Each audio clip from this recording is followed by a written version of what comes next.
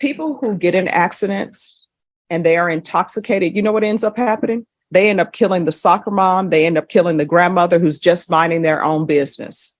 And the person who's intoxicated, they just walk away from accidents fine. This could have been so much worse. Welcome to the Court of Justice. Can I have the parties announced for the record for the state? Daniel Escobar for the state of Texas. Defense. Matthew Allen for Miss Ewan.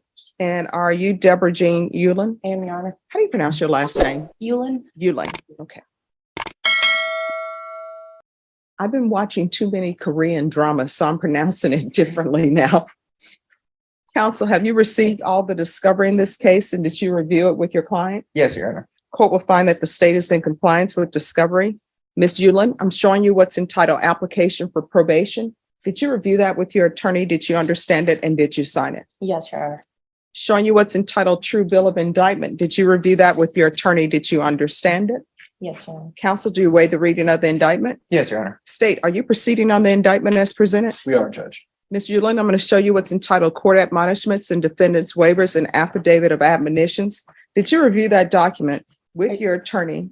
Did you understand it, and did you sign it in all the appropriate places? I did, Your Honor. Did you understand your charge while driving while intoxicated, third or more? That's a third-degree felony. Range of punishment is anywhere from 2 to 10 years in prison and up to a $10,000 fine. Did you understand? Yes, Your Honor. If you have a plea bargain agreement with the state, the court does not have to follow your plea.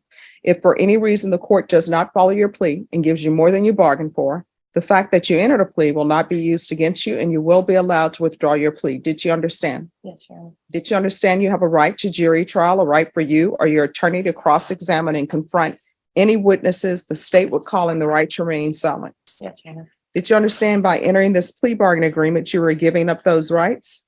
I do, Your Honor. Did you intend to give up those rights and enter into a plea in this case? Yes, Your Honor. Counsel, has your client been able to provide you with any defenses?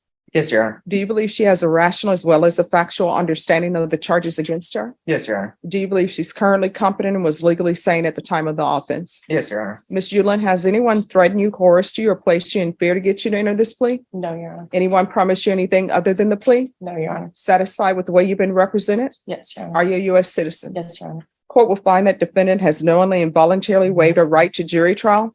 Showing you the plea bargain page, did you review that with your attorney? Did you understand it? Yes, Your Honor. According to the plea, punishment is to be assessed at 10 years in the prison. There's a $250 fine. State recommends community supervision. The VIP, ignition interlock for half the term, DWI intervention. Did you understand that to be the plea? Yes, Your Honor. Defense? Yes, Your Honor. State. Yes, Judge. Showing you the waiver of appeal paragraph. Did you review that paragraph with your attorney? Did you understand it? Did you sign it in both places? Yes, Your Honor. Did you understand by signing that you're waiving your right to appeal? The only items that can be appealed are written pretrial motions that have been filed, heard, and ruled upon by the court. Did you understand? Yes, Your Honor. Counsel, have there been any such motions? No, Your Honor. Next, I'm showing you outside the plea bargain agreement. State is requesting that your community supervision be for a term of 8 years. There'll be a TAP evaluation, 120 hours of community service restitution, 10 days house arrest in lieu of 10 days in the Bexar County Jail. Did you understand those were recommendations from the state, and the court does not have to follow those recommendations? Yes, Your Honor. Then to the offenses charged, how do you plead? Guilty, not guilty, or no contest? No contest, Your Honor. State, any evidence? State offers states exhibit 1 in all attachments. No objections. All right, state. Thank you. Showing you what's entitled waiver and consent to stipulation of testimony and stipulations. Did you review that document with your attorney? Did you understand it? And did you sign it in all the appropriate places? Yes, Your Honor. Again, did you understand you have a right to jury trial, a right for you or your attorney to cross-examine and confront any witnesses the state would call in the right to remain silent? Yes, Your Honor. Did you understand that today the state will be presenting evidence in the form of witnesses' statements and police reports, but most importantly, there will be no live testimony? Did you understand? Yes, Your Honor. Court will find that defendant has knowingly and voluntarily waived and consented to stipulation of testimony and stipulations. Court will accept into evidence states exhibits 1 and attachments, and the court will review the same. All right, after reviewing states exhibits 1 and attachments, the court will find there is sufficient evidence to find you guilty, and the court will find you guilty. Are you proceeding with sentencing? Judge, we would be okay with proceeding with sentencing. I just wanted to bring one thing to the court's attention. I know that there's going to be a TAP evaluation. We don't know how that will turn out until after the evaluation. Mhm. Ms. Euland is currently in a voluntary outpatient program. And so depending on what the tap is, if the court would allow us to reapproach or file a motion if we felt necessary. Yes, Okay. right. Is there anything else you'd like to say on behalf of your client? Just that, it's my fault. She had emailed me the paperwork. She's done the DWI courses and, we'll get those to probation so they can have them. But she has, come to a realization, again, that she needed treatment herself, no matter what was going to happen. She knows it's up to the court whether she even gets probation. She was very grateful for the offer, from the state to be able to have that opportunity. But she knew regardless of whether she was going to get probation or not, that she needed to do something to better herself. So she is working at this time. I don't believe she's driving. She has but she does have a device. I don't believe she's had violations while on the device. And so she just asked this court to follow that plea bargaining agreement and give her the opportunity to continue her treatment, and hopefully never be back in the Bexar County courthouse again. All right, what do you do for employment? I'm a server Where? at Ladino at the pub. And when you say a server of what? The waitress. Okay. So you're not working the bar area? No. Do you have any children? I do. What are their ages? 5, 1 child. Okay. Live with you? Not currently. Currently, who are they living with? With her father. Is that because of this? Has Child Protective Services ever been involved? No. So how often have you been drinking? I haven't been drinking since this offense. All right. So before this, how often were you drinking? Several times a week. All right. Do you have a sober coach? I don't yet. I've heard of them. All right. So have you been looking? I will be looking. So your counsel says you're in outpatient treatment. What outpatient treatment is this? Alpha Home. Okay.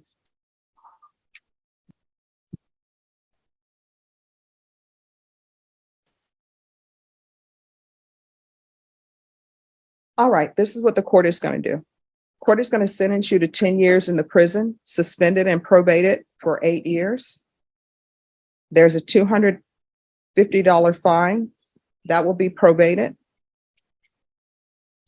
The education courses that your attorney said you've done, when were those completed? They were just within Maybe a month or so ago. Okay, yes, sir. I think within a month to 6 weeks. all right. Probation, if those courses were completed later than 2 months, she's going to have to redo them. But yes. Okay. And which courses are they? She's going to give you documentation of them. What courses have you completed? I've completed the victim impact panel. I All right. haven't done the intervention course. All right, she's only done the victim impact panel. So I'm going to order the victim impact panel, ignition interlock for half the term. Now, with regards to ignition interlock for half the term, that is your agreement, but I get to make the decision whether it's taken off or not. You understand? Absolutely. DWI intervention, DWI education course. We'll do the TAP evaluation. She's currently in Alpha Home. So if the TAP evaluation recommends inpatient treatment and she's not had any violation, she's continue with the outpatient treatment with Alpha Home. But if there are some violations, we're going to do something different potentially. You understand? Yes. So I'm going to order Alpha Home outpatient treatment. And are they having you do sober meetings? I don't know what. Oh, it's NA meetings. They call them Oh. sober support meetings now. Yes. Yes. How often? Twice a week. All right. We're going to do sober support meetings Mhm. 2 times per week until further notice. 120 hours of community service restitution. I'm gonna order parenting classes. Once that's complete, the community service hours will be deemed satisfied.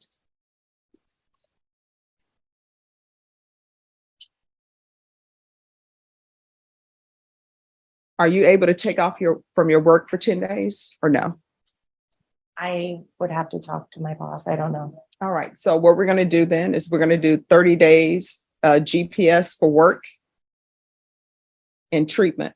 She'll be allowed to work and she'll be allowed to go for a treatment in lieu of the 10 days at the Bexar County Jail. And the reason why I'm doing that, because I know the Bexar County Jail is overcrowded. I know they have issues. That is the only reason why I'm doing that. Otherwise, you would spend your 10 days at the Bexar County Jail. You understand? Yes, thank you, Your Honor.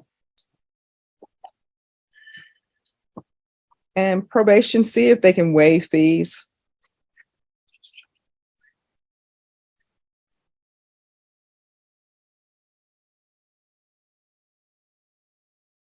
There should be proof of employment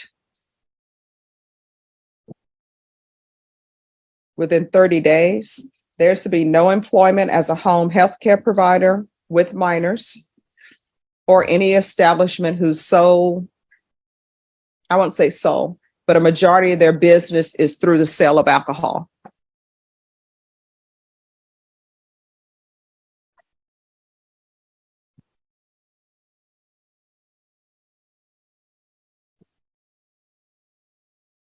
There should be regular reporting by Zoom or in person. Regular random UAs and probation. I think they may test at alcohol. So if you're satisfied with alcohol testing, you can do that. If not, then you don't have to. And we'll do field visits one time per month until further notice. Probation, is there anything else she needs? It's just, I think there should be a Texas driver's license suspension. And that will be for 2 years. yes, Judge, and she is not driving currently. I think she has a vehicle that's inoperable. So she's been on the mobile device. I Okay. don't know if the court would allow her to continue the mobile device. All right, I'll allow her to continue with the mobile device upon proof that the vehicle is inoperable and an affidavit of non-driving. Yes, Judge. All right, is there anything else, probation? Okay. All right, is there anything else that you need from the court to be successful? I believe so, Your Honor. I'm going to show you what's entitled Trial Court Certification of Defendants' Rights to Appeal. Did you review that with your attorney? Did you understand it? And did you sign it? Yes, Your Honor. Because this is a plea bargain agreement, because I followed your plea bargain agreement, and because you waive your right to appeal, you do not have the court's permission to appeal.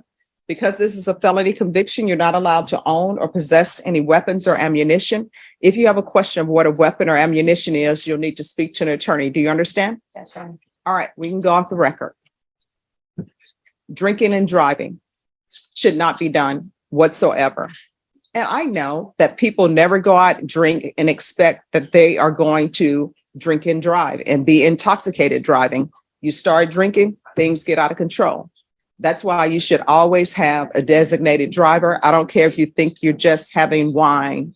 Now you know you're one of those people who are in that group who cannot drink at all. I am on the speaker. So here's the thing, what I've discovered, and my statistics professor will be very upset with me because I haven't done the research, but this is what I've noticed. People who get in accidents and they are intoxicated, you know what ends up happening? They end up killing the soccer mom. They end up killing the grandmother who's just minding their own business. And the person who's intoxicated, they just walk away from accidents fine. This could have been so much worse because there's an accident. And state on this case, was there any restitution?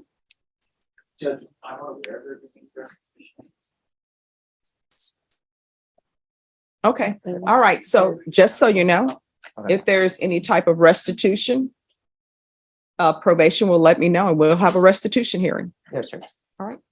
So, and you don't want to be the person who's driving and your 5-year-old is in the car with you Yes. and you're in an accident and then the 5-year-old ends up injured. That's what happens in these type of cases. Do you understand? Yes, sir. All right, good luck to you. Thank you. Thank you. You're welcome. We're going to go on the record in 2023 CR 8695, State of Texas versus Paul Anthony Pettis. Can I have parties announced for the record for the state? Jason Garrett, Your Honor. Defense? Your Honor, good morning. Frankie Sandoval on behalf of Mr. Pettis. Are you Paul Pettis? Yes, ma'am. Your attorney has filed a motion to withdraw. Are you aware of that? Yes, ma'am. All right, what's the purpose, the reason for withdrawal? Your Honor, there's a conflict of personalities. Mr. Pettis had communications that haven't been very fruitful and continue to go downhill from there, Judge. And from my conversations with Mr. Pettis and his family, they're attempting to hire an attorney, but the one thing that they are certain of is they do not want me to represent Mr. Pettis. All right, so Mr. Pettis, this is your attorney until your family hires one. And this case is going to be moving whether you hire an attorney or not. Do you understand? Yes, ma'am. All right. So the motion to withdraw is denied. So, I couldn't get another attorney? No, this is your attorney. Oh, Let me explain something to you and we can go off the record. The way things work, there are attorneys who have been approved to handle certain levels of felony. Your case is a second-degree felony. This attorney has been appointed. You don't get to go forth and say, let me just shop and pick the court-appointed attorney I want. That's not the way it works. You understand? yes, ma'am. Right. Can I This tell is you- what I've discovered. I've been a defense attorney. I've been a prosecutor. Clients that I've represented, sometimes they get upset with me. You know what they would get upset with me about? Because I'm not getting the offer that they want the state to make to them. State can make whatever offer they want to. You can think it's ridiculous. I encourage people not to use the term ridiculous because then that's not being kind. So if the state makes you an offer and you don't want to accept it, your attorney will say, this is the offer the state is making. And you can say, I'm not accepting that. And then guess what? He'll go back to the state and he'll say, he's not accepting your offer. Or the state will make an offer and your attorney will tell you that what the offer is. And you will say, you know what? I want to accept that offer, but this is what I will accept, which is called a counter offer. So you are rejecting the offer that the state has made and you're asking for something different. Now, when your attorney goes to the state with your counter offer, if you make one, the state can think in their mind that's ridiculous and say, no, the only offer we're making is what we made to you. That's how it works in here. And you can either accept it or not. You can be upset that you didn't get the offer you wanted. I would have clients, sometimes they would be upset because they want their case dismissed yesterday. We are where we are. So your only choices are the state can make an offer. You can accept it or reject it. You can give them a counter offer or not give them a counter offer. And then if you all can't come up with an agreement, then it'll be set for jury trial. You understand? Yes, ma'am. That's the way it works. How old are you? I'm 18. All right. So yeah, you need to talk to your attorney. And whatever the state has in their file or whatever discovery, your attorney will go over it with you. Can I tell you why I wanted to dismiss him? Sure.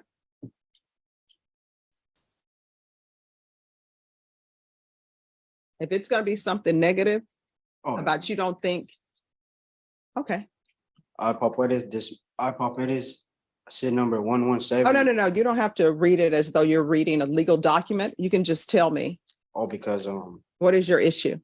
I dismissed him because on my behalf, on the grounds that Mr. Sandoval is biased and has been neglectful of his duty under Article 2.03 and has failed to represent me in the way he is supposed to.